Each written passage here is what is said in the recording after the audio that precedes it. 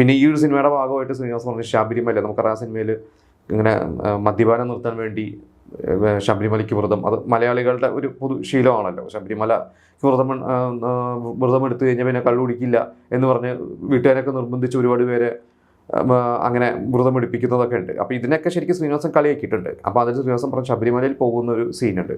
അപ്പോൾ ശ്രീനിവാസൻ പൊതുവെ വിശ്വാസിയല്ല, ദൈവവിശ്വാസിയല്ല, അങ്ങനെ അമ്പലത്തിലൊന്നും പോകാറില്ല.